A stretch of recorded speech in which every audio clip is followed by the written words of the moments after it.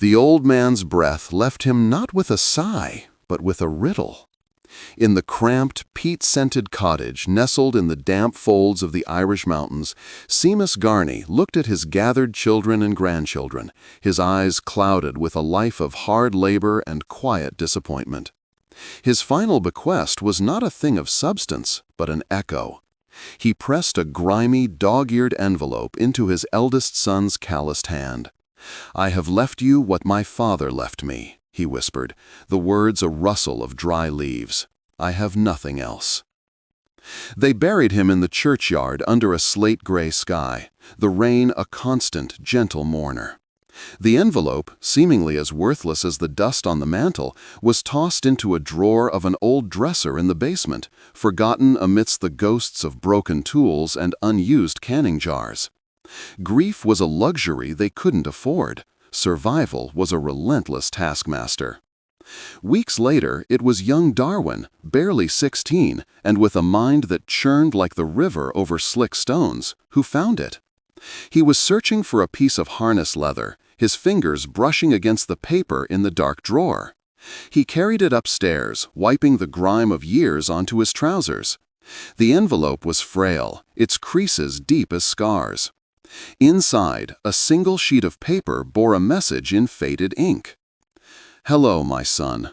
I have left you all my wealth.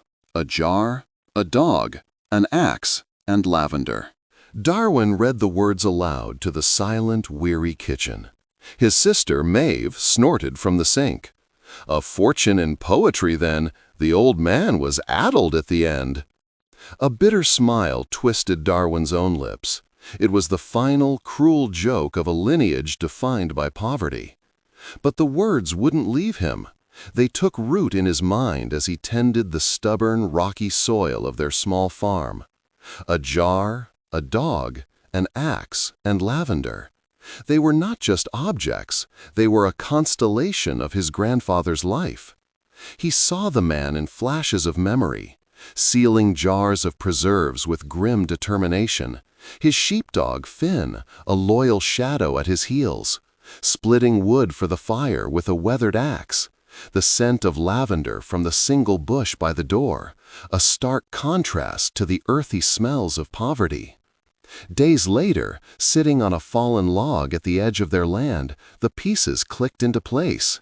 The jar wasn't for preserving food, it was for keeping things, for hiding. The dog wasn't just a companion, it was a guardian. The axe wasn't for chopping wood, it was for clearing a path. And the lavender? It wasn't just a scent, it was a marker. His heart began to hammer against his ribs. It was a map. He ran to the lavender bush, its purple blooms a defiant splash of color against the gray stone of the cottage. He remembered Finn, always digging at a spot near its roots, only to be shooed away by his grandfather. Darwin fetched the axe, its handle smooth from years of use.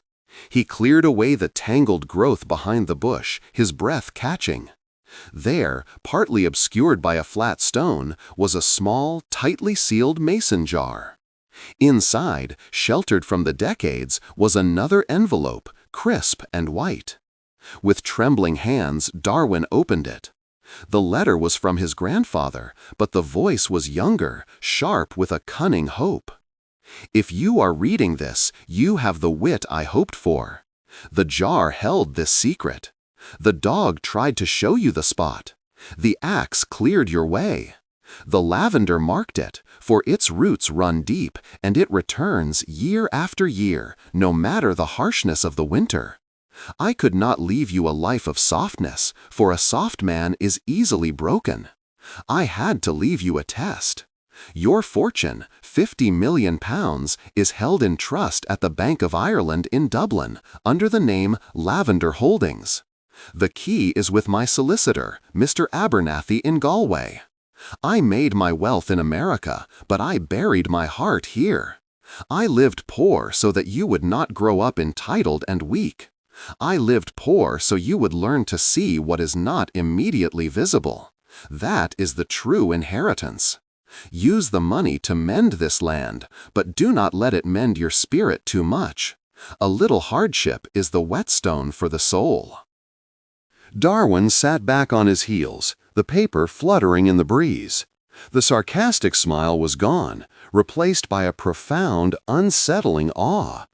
He looked from the crumbling cottage to the majestic, unforgiving mountains, and finally to the simple, powerful objects in his hands, the jar, the axe. He thought of his father, Seamus, who had died with this secret in his basement, never possessing the key to unlock it. A life of resentment born from a misunderstanding.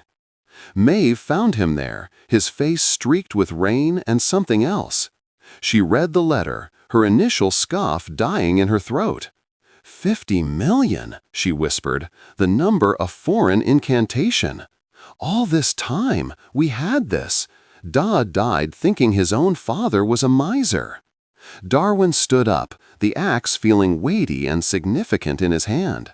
No, he said, his voice quieter, older. He didn't. He looked at his sister, his eyes clear. Grandfather didn't leave us poverty, Maeve. He left us a puzzle. Da lived poor not because of grandfather's shrewdness, but because he never tried to solve it.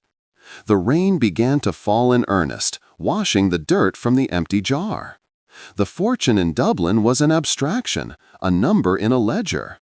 But the real wealth, Darwin understood now, was buried right here, in the resilience to seek, the wisdom to see, and the strength to build something from nothing. It was an inheritance not of coin, but of character, and it was finally theirs.